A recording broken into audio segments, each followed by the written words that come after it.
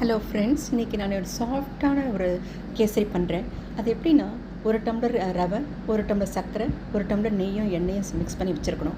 அதுக்கப்புறமா கேஷ்யூ நட்டு, ரேசன்ஸ் வச்சுக்கணும். அப்புறம் இன்னொரு இன்க்ரீடியன்ட் என்னென்னா, கடலை மாவு ஒரு டேபிள் ஸ்பூன் எடுத்து வச்சுக்கணும், நல்லா வறுத்ததா. அதுக்கப்புறம் கடாயில் நம்ம நல்ல இந்த எண்ணெய் இந்த நெய் கலந்து வச்சுருக்கோம் இல்லைங்களா, அதில் ஒரு 3/4 பங்கு விட்டு ரவையை நல்லா வறுத்து எடுத்துருங்க. ரவையை நல்லா வறுத்து நல்லா பொங்கி வர சொல்ல சர்க்கரையை போடணும்.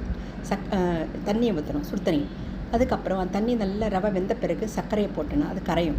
நல்ல இது பக்குவமாக வர சொல்ல நம்ம என்ன பண்ணணும், இன்னும் கொஞ்சம் மிச்சம் மீதி நெய் இருக்குது இல்லைங்களா, அதையும் விட்டுடணும்.